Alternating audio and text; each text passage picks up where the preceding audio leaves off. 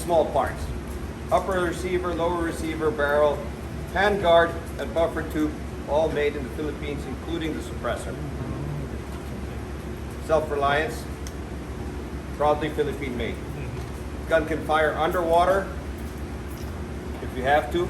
Wouldn't recommend it, but if you jump off a boat and it's fully flooded, go ahead, rock and roll. You're going to be able to kill the guys. Maybe get a new rifle afterwards, but that's fine. It'll defend your life.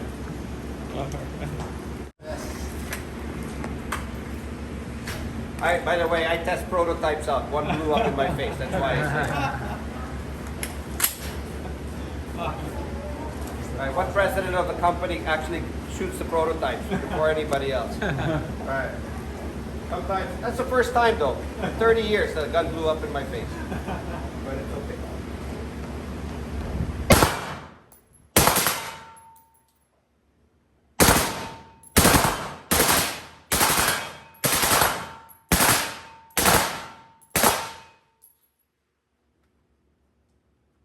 So Martin, thank you very much for having us here at Armscor, Rock Island Armory in Armory. No?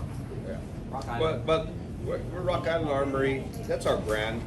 Armscor Global Defense is the company that owns all the other companies.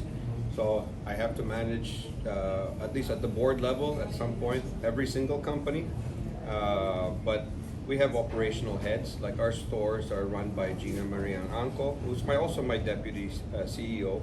So when I'm not here in the Philippines, she's the boss. And when I'm here in the Philippines, she's my boss still.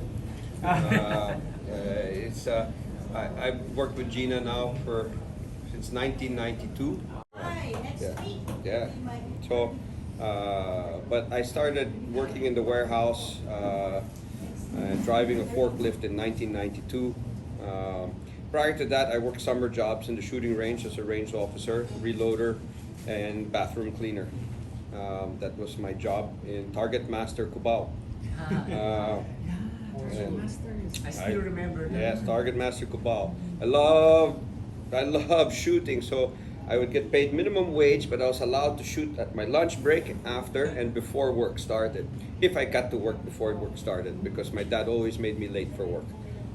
And I was punished by cleaning the bathrooms and the shooting range. Because my boss at the time, Thomas Morato, God rest his soul, he's not with us anymore, he was really strict with me. Despite my dad being his boss, he gave me no mercy.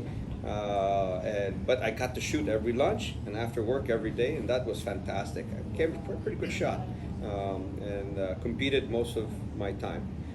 It's fun. So how did you guys like the tour? Is what I'd like to know. Oh, it was fantastic. It was great. Actually, we were surprised. Yeah. Because, How advanced Rock initially, Island? initially, Definitely was advanced. they said, "Oh, it's okay to film." We want the world to know, the innovation of Armscor. We didn't know that you're using robotics. I thought CNC is, upper level, but Oh no! Wait till the next level of robotics I know, come we saw it. out. We didn't film it, but we saw it. Oh, Yeah. that's only Gen 2. Gen 3 is coming out December. Okay. It will be an autonomous robot on wheels Moving going around. yeah. We have a pilot's cell, seven or eight CNCs is what we're thinking, and we're going to program. All the programming will come from a local company. The robots, unfortunately, still come from Taiwan. The Philippines doesn't have the manufacturing capabilities yet to do the robotics. But we have smart enough people that all the robots that you saw and all the future robots will be programmed by Filipinos.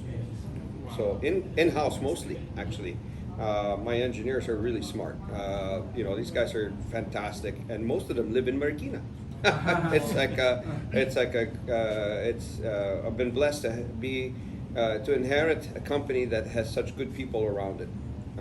And so we've had a great labor pool to be able to choose from and grow Armscor into now what we consider a defense company. And Martin, what can we expect from Rock Island in the future? Lots of things. Most of the things that go bang are full auto, things like that, and not available for civilian use. Sorry. Everything in my mind right now is strictly defense since we passed RA 12024, and the Self-Reliance Defense Posture Program, Revitalization Act.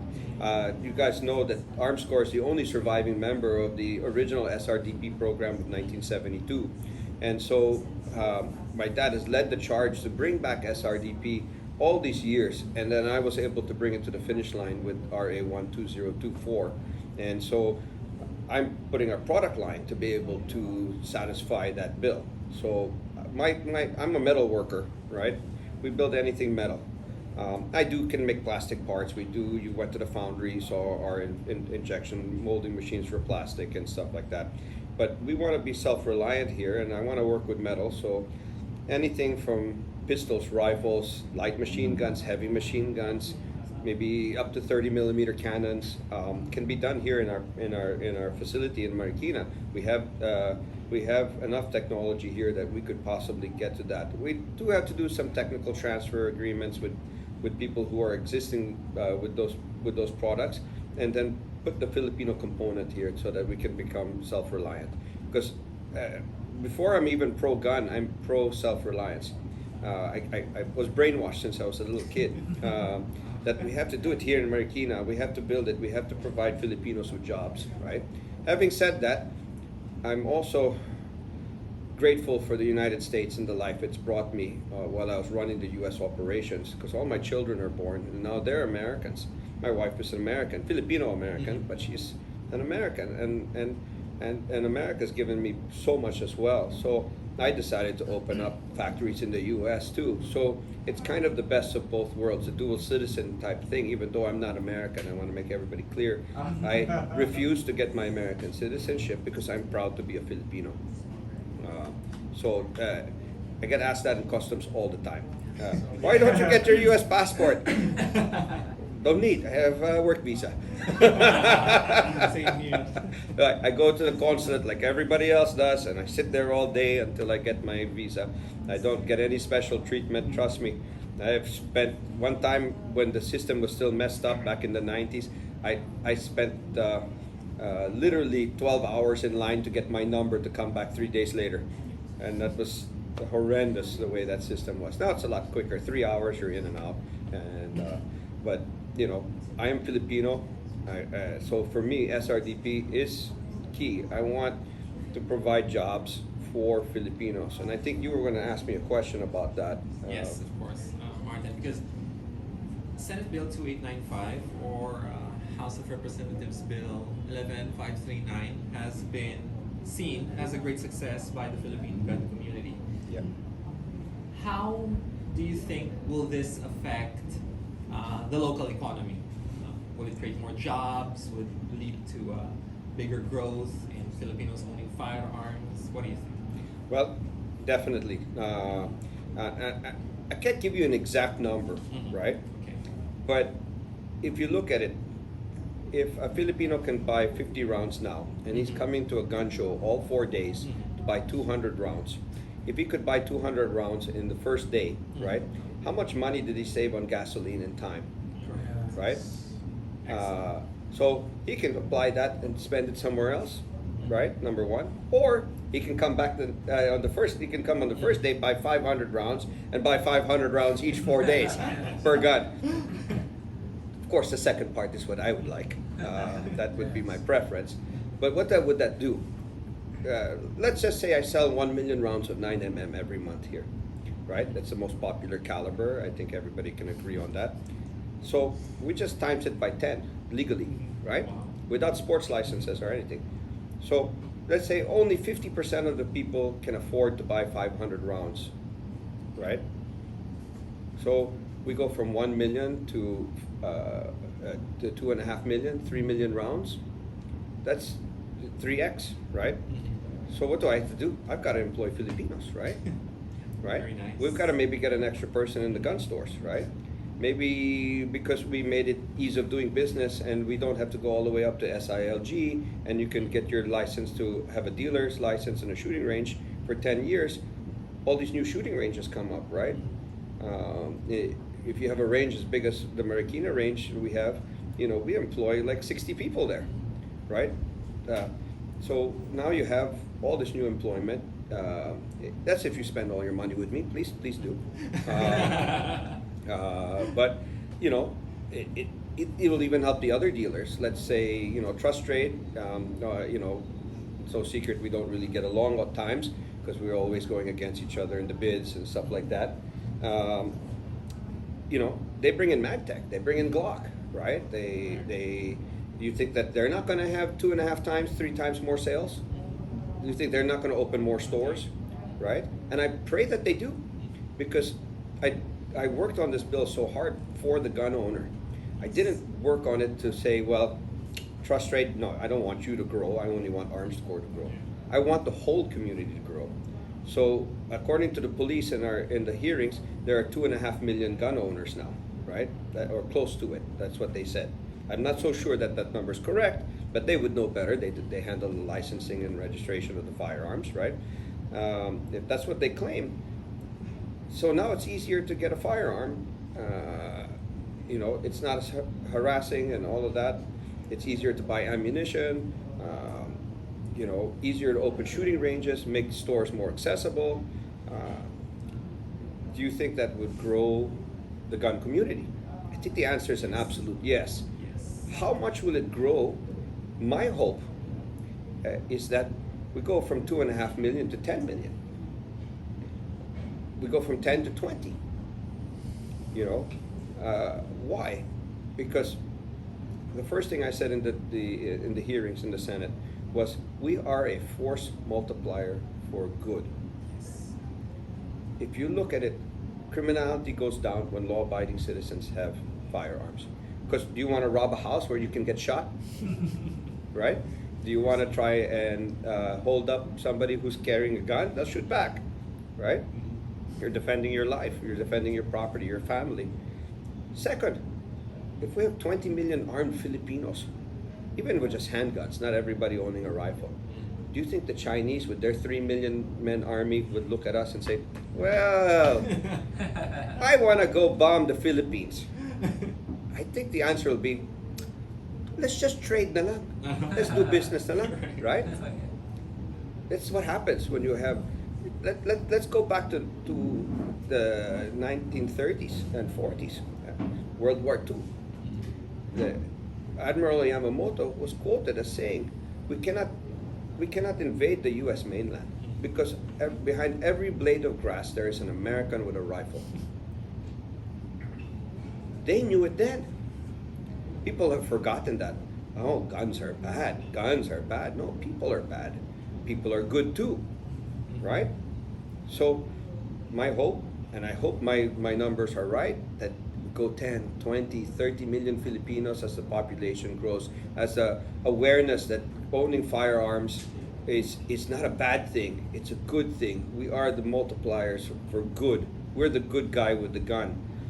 We don't, you know, we should call the police, but if somebody's breaking into the house, to let them know where the body is, because they're going to take 3 hours to get there.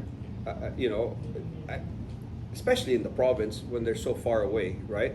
It happened in Australia, you know, in the massacre in I can't remember what, in New South Wales. It took the police 3.5 hours before they could get to the town to stop the shooter, right? It's Port Arthur. And yeah, Port Arthur. There you go. Arthur. Yeah, right. You remember it. I remember the incident, and I remember the police response time, right? But even in a first world country today, current technology, everything that we have, it takes almost half a day for the police to respond to the city of Chicago. And we're in a third world country. And our policemen, God bless them for able to serve and to protect us in some way, but they are underfunded, right? Undertrained. I pray that the new chief can lobby to get all the ammo he needs to have proficiency for his policemen, because that's what we need. But they're going to take whatever time they need, and a lot can happen in 3 minutes, right? We know that you can come into someone's house and kill them in about 30 seconds if you really want to. Yeah, that's true. And walk out in the next 30 seconds, and guess what? Police come 3 minutes later, you're gone. You've got a head start, you know.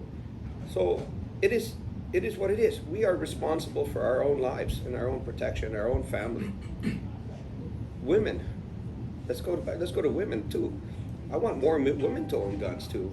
Maybe this is an opportunity for them to train more by being able to buy more ammunition, everything. So women are physically less capable than men, all right? Mentally, they're stronger than us. They can give birth to babies. So pain threshold, by far, men are wussies compared to women. But physically, I mean, I'm not a small guy. I can overpower most women. I mean, Ronda Rousey is the exception. She'll beat me up, right? But, you know, aside from that, what do you got, right? If a girl has a gun, 2 in the chest, 1 in the head, put me right down, wouldn't it, right? It's the greatest equalizer. And last but not least, which I also think of, we have so many great sports shooters here. And they shouldn't be forgotten. And for all these years, for 6 months, every 3 years, our sports shooters do not get a chance to practice because of a stupid gun ban that only affects law-abiding citizens. And I'm going to say it just like that. It's a stupid gun ban. Because ammo restrictions. yeah, ammo restrictions, everything with the new 5,000 rule. Believe in me, I wanted it higher than that because Eric Rafael shoots 1,000 rounds a day when he's getting ready for a world shoot. He's won 9 world titles. He's about to win his next one because he ain't gonna lose because he's like a machine because he trains. And our people do not have that same opportunity, yet we have the talent here. Our young shooters, you know, we got Bro Texon who used to shoot for me. I'm a little pissed off about that because he left me, but you know, but you got Bro, you've got Edsel, you got Khalil, all those guys, right? These guys are fantastic shooters, and they're not given an opportunity to shoot.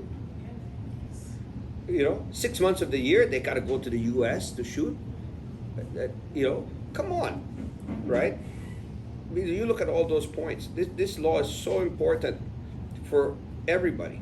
It doesn't matter whether you're a sports shooter or you want to defend your life. If you're a woman, you know, the important thing really is you take advantage of this law because we're law-abiding citizens, and now you have the opportunity to train, practice, the convenience. You know, 5-year PTCs instead of 2 and 5-year PTCs. I wanted 10-year PTCs to match our licenses, so ease of doing business. I was told if I kept on pushing that, the bill wouldn't go through. I took my win. You know, lots of things are good things in that bill. You know, and so you know, your guess is as good as mine how it will grow the industry. But my hope, and I think it can be a reality, is that we get into the tens of millions of Filipino gun owners.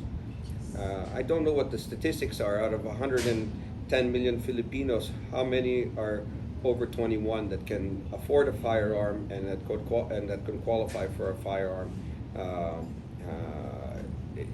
But definitely, if 10, 20 million people are within reason with the numbers. Sorry, long-winded answer. I apologize. No problem. That was fantastic. Thank you. Any other questions? Okay, sige. I have another question, Martin. One of the things that interests me because is the logistics of firearms, right? This will greatly help in national defense. When we were at the Senate hearing, one of the comments over there made, I believe, by the representative of Government Arsenal was that the gun ban was hindering them from transporting ammunition during election gun bans. So now that that is going to be severely reduced, how do you feel will this be seen by investors, both local and foreign? Will they invest more in our national locally here in the Philippines in the arms industry? I'll tell you what I'm doing. I don't know, while you're going on a tour, you see these big giant boxes unless they've moved them. I just bought a new rifling line for about 3 million euros. Wow. So I think that I'm putting money into the Philippines. Yes. I believe in the Filipino, right? I believe the Filipino can and will, and I guess that's the difference between, what it was in the past, where I always heard that, kasi export quality yan.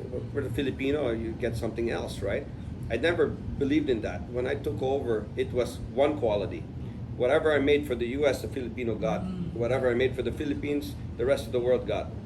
There's no difference to me. It's quality, period. Can I make it affordable? It's the next question, right? Because I want everyone to own guns. I've got an alternative reason for that. It's if everybody buys a gun, they come and buy my ammo, right? So I benefit. So I don't need to make as much money on guns. Traditionally, 1911s, the cheapest one you could buy, was a Colt, maybe 50,000 pesos back in the day, in the 80s, 90s, it was expensive, right? And then I come out with our security guard gun is, I think, MSRP of 20,000 pesos, right? Less than half a price. Don't quote me on any of those prices. My figures are all old. I didn't look at any of the prices at the tax show. So I'm just giving an example, round figure, right? Why did I do that? I'm making a little bit of money. I'm a businessman. I'm not a charity, right?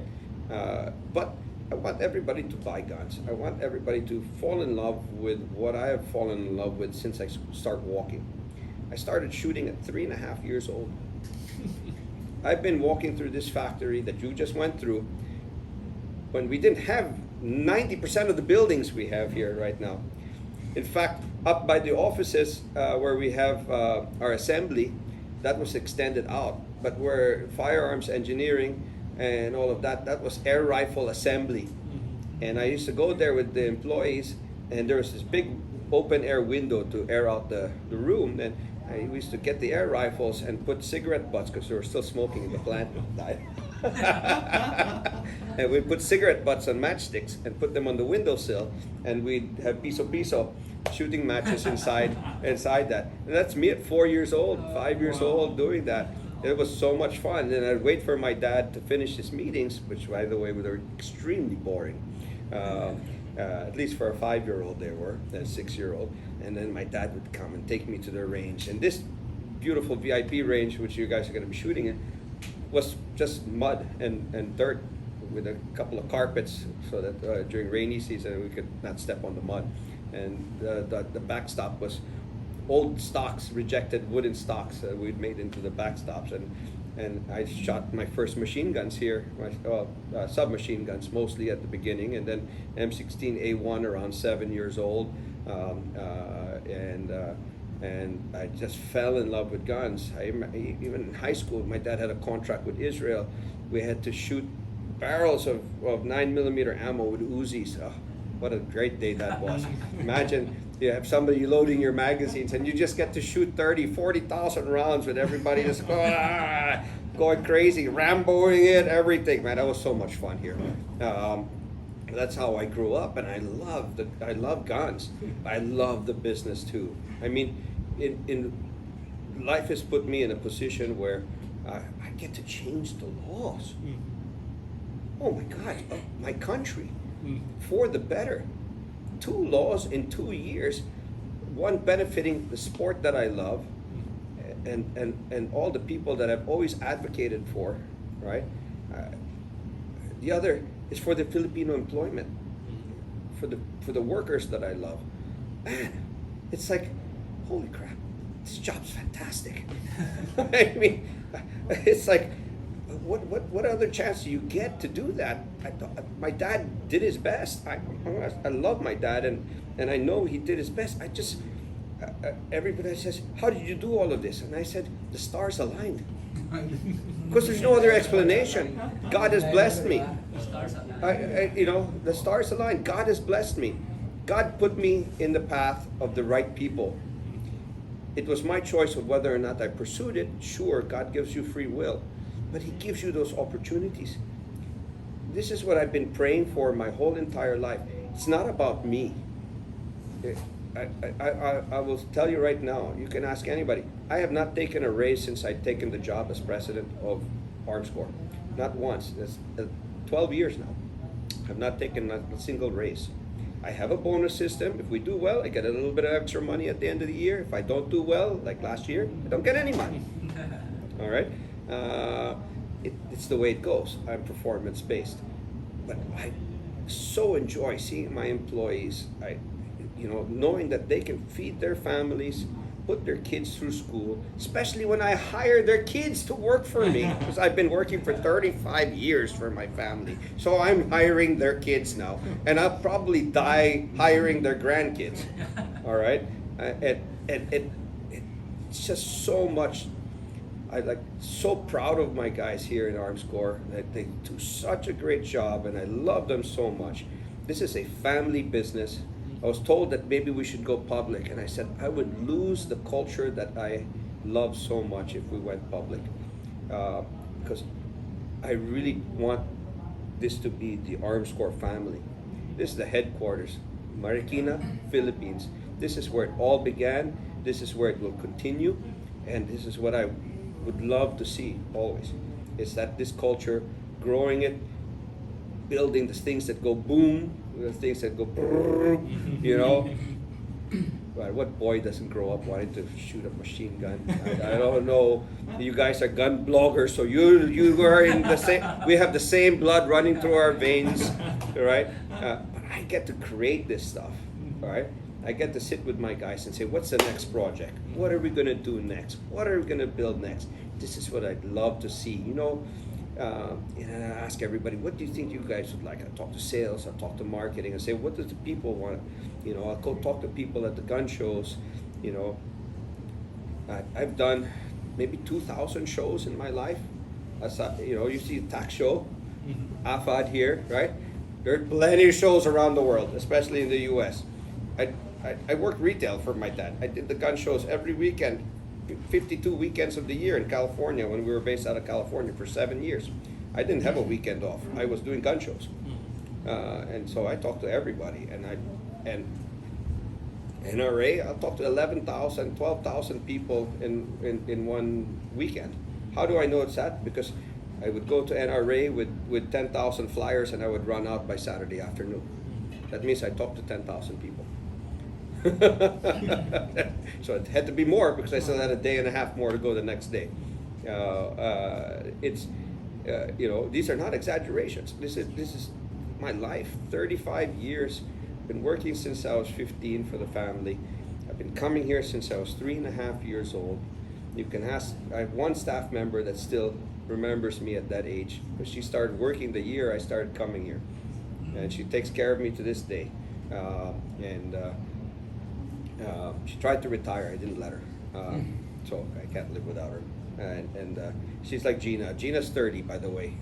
She claims she's in her 60s. I don't believe it. I changed her birth certificate. I have enough connections now.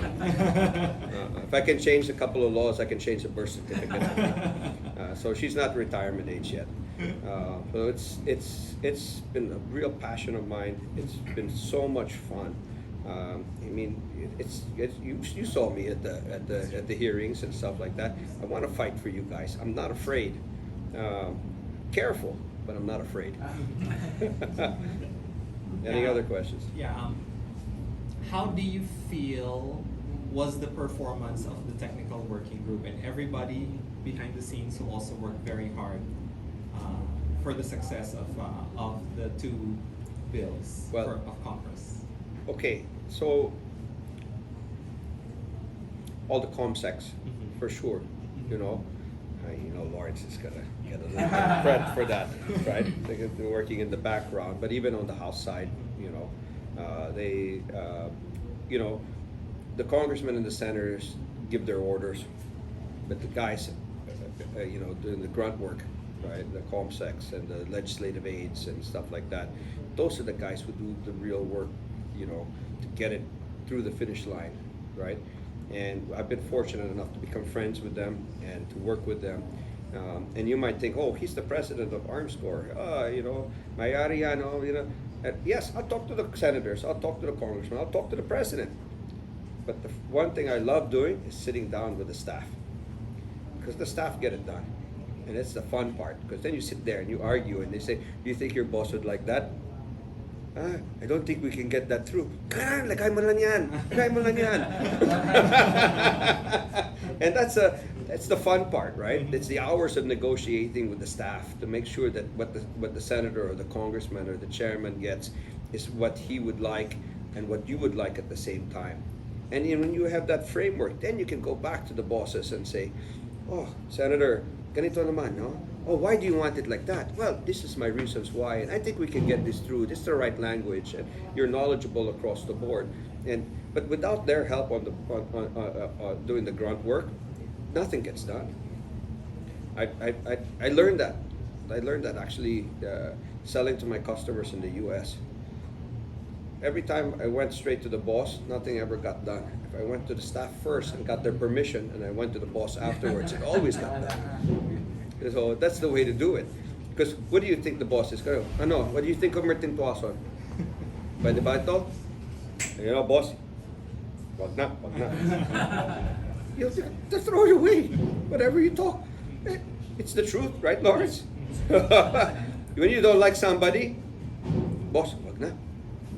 It's the way it goes. But do you like them? Si Martin nandito naman. Hey, let's make time for him. Let's hear him out. Because we've already talked. It's the way it goes. It's I think you cannot come in with an air that you're the only one who can get this done, or it's only the senator who can get it done. Or that. It's a combined effort from everybody. I give credit to the speaker, Chairman Dan Fernandez, Chairman Bato, Cheese Escudero, SP, Mig Subiri, Mark, all those guys. They all put in, but their staffs also, I think, really pushed everything. And so it's a lot shorter to say their names and give them the credit, but without their staffs, nobody would really push it. So now that you give me an extended time to do it, I'll give credit to the staff as well. And that's the way to do it. And of course, all the gun community, bloggers like you, Eric Topacio, Edwin Lim, standing together, being unified in our cause, right? It's really shows strength in our community, right? So they see us, and maybe don't want to antagonize the police or anything like this, because I'm friends with General Dilag, and I love the new chief and stuff. But they need to understand our point of view, right? They need to understand that we're not the enemies, right? And I think that we can talk to them and help them understand that we are the good guys. We are with them. We're not against them. We are with them. Can you also be with us? Yes. Right? So slowly but surely the answer seems to be that they are coming with us, because we've always been with them. We've always respected the police. We've always respected the military. I'm so proud of those people who really give up really their I don't want to say it. They are put in a position where they can give up their life to protect us. That's the right way. Man, we have to honor them, right? We have to respect that, because at any point in time, they can get shot, they can get killed, right? And what are they doing? They're protecting us, whether they're police, military, Coast Guard. That their job is to protect the Filipino people. So we always have to be with them. Sometimes they just don't look like they're with us. So it's our job to say, no guys, we love you, man. We can work with you. We just want to be law-abiding citizens and follow the law, and we just are asking for respect on that. Don't look at us because we want to buy a 5.56. You're a criminal. What do you need a 5.56 for? Well, I'll tell you what I need a 5.56 for. If I'm in the farm and I have NPA, and you guys aren't around, they have 5.56. I need 5.56. Let's go even further. I have a 5.56, and the Chinese are thinking of coming in. You think they'll come in if there's 20 million people with 5.56? I think the answer is no. So we are a deterrent. Well, I really think that it's really, our job as gun owners, as law-abiding citizens, to tell the police, we love you, we want to work with you, and we respect you wholly. We're just looking for the same in return. And that's as simple as that. And so the answer, again, long-winded answer for the TWG, everybody did their part. Everybody answered the best they could. Attorney Hector answered wrong in the committee hearing in the Congress, because where in 10591 does it say shall? And he said, no, it says may. Oh, no, 10591 says shall. I can quote it because I know my dad and Gina fought for that word shall. And so, all due respect to the chairman, Akop, sorry, it was there. I'm sorry I wasn't at the hearing. My fault. I was watching it on the iPad. Yeah, I almost broke my iPad in half when he answered wrong, because I know the law so in and out, and I couldn't believe a lawyer didn't know that law. And he's in the business, because also the same mentality, I guess, is that even though it says shall, it's may. We just have to let them. We just have to realize that they do control it. So we have to work with them all the time, and I end up becoming friends with a lot of these generals and a lot of these colonels. They're really great people. They just have a different mindset than us. So it's our job to sell our mindset to them. So in answer to that, everybody helped except the police. We'll take care of that. That's it. No, you can put that because it's true. Okay, it's true. It's true, All right, no problem. right? They're not going to deny that they were not really helping us out. They were on the other side of the table, and I had a lot of fun with that, right? I don't hold it against them. It was their job to put some resistance on it, and that's fine. I mean, that's it. Comelec as well, I don't know whatever, those guys don't like it that we were shorting the gun ban. That took away their power. But I don't care about the Comelec guys too much. They change all the time, and it's not really necessary. And they've got this international world view that we're the criminals because we want to own guns. Like the British, or they think that the Filipinos are crazy. They want to own guns. They must be criminals. Yeah, tell them to fix their knife problem first before they come over here and tell us what we're all about. We're law-abiding citizens, and that's what we are. We're now going to continue repeating that. We are law-abiding citizens. We respect the police. We want to work with the police, and we want to implement this law in the best way possible, not to make us criminals, because we are already following the law. Anything else? Second to the last question, just a brief one. Gun laws across the world have not, gun ownership across the world hasn't been doing so well. For example, in Canada, they have implemented all kinds of bans there that restrict the sale of handguns, the movement of handguns, the transfer of handguns, and now they have banned a lot of other things. Here in the Philippines, it's pretty much the opposite now. We are making positive pro-gun reform. How do you feel SB 2895 and House Bill 11539 will affect the outlook on pro-gun reform across the world? Do you think it will inspire other countries? Probably not, only because the Philippines is such a small country, all the way in the other side of the world. And it's obvious that in Canada they like electing communists because they elected another communist again. Yeah. So yes. it's unfortunate for them if you're using them as an example. But in the United States, where the Second Amendment reigns supreme, most of the states in the United States have produced a lot of pro-gun, pro-Second Amendment laws, and even on the anti-gun states, the Supreme Court has ruled in our favor multiple times now. And so the last bastion for our freedom is truly the United States, unless as gun owners here in the Philippines we all unite together and continue the crusade to and make it as close to the Second Amendment as possible. Because despite other people's feelings that it's a privilege, I want to make this clear, and I think I've been very clear and vocal about that. It is not a privilege to be alive. If God wants you on this earth, God wants you on this earth. But if you have an opportunity to defend yourself, it shouldn't be a privilege if you're a law-abiding citizen. And I'd like to clarify the word shall and may,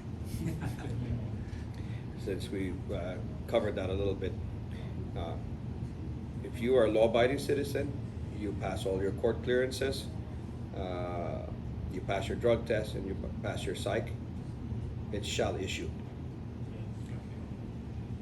That is a qualified right. They call it statutory right. I learned that term along this process. But I view it as a qualified right. If you qualify, it shall issue. And so there's, you know, it's not a privilege to be a law-abiding citizen. I think it's a privilege to be out of jail if you're a criminal and haven't gotten caught yet. And that is when I draw the line, and I hope that they punish the criminals. Illegal guns in the Philippines are a huge problem. They give us a bad name. And that's why people view us as criminals, because of all these illegal guns, right? Even though when you look at licensed gun owners, they don't use it in crimes. It's 0.00001% of people that with registered firearms. The illegal gun guys are the problem. The original 10591 has all the triggers and mechanisms for law enforcement to be able to punch them for a long period of time. Mandatory minimum sentencing, all of that was given in the original 10591. Why? No fight from the gun industry at the time. Why? Because the gun industry feels, go arrest them. Go to Danao. Go to Mindanao. Go after the Baltics. Put them all in jail. Please. I beg that one day there'll be enough political will to go after all these illegal gun manufacturers. And that you'll see now, criminality will go down. Gun ownership, legal gun ownership goes up, criminality goes down. Eliminate the illegal firearms and put them all in jail, it will go down even further. That's what needs to happen. Sorry, long answers every time. Final question. Do you have a message for Filipino gun owners 50 years from now? 50 years from now, you better hope the internet's still standing, right? 50 years from now, I'll tell you, I will continue fighting. And if I'm alive, I'm 51 years old. With modern medicine, there's a high likelihood, if I don't do something stupid, that I will most likely get to close to 100. And this message can be revised. But I will tell you right now, my message is, as long as I'm breathing, as long as I'm walking, and as long as I'm talking, I will be able to fight for your rights all the way across. And I will continue to do it. And mind that 50 years from now, when I'm gone off this earth, if I'm still around in a wheelchair, invalid with Alzheimer's, you guys hopefully all remember that I fought all the way till I couldn't fight anymore. And that's what I'd like to do. All right, thank you. I'm the biggest gun supporter, not because I claim to be, it's because I walk the walk and I talk the talk. Yes, thank you. That's true. All right. Martin Tuason. Good? Thank you very much. Thank you very much, sir. We'll give the answer the way I want to. If you've ever dealt with me, I'm frank, I'm honest, and I don't hold my tongue. That's what we love about you. Thank you, sir. Thank you. Thank you, sir. Thank you. Thank you so much, Martin. Thank you, sir. Sir, thank you. Thanks, Lawrence. Oh, we'll have a picture with the Armscor here.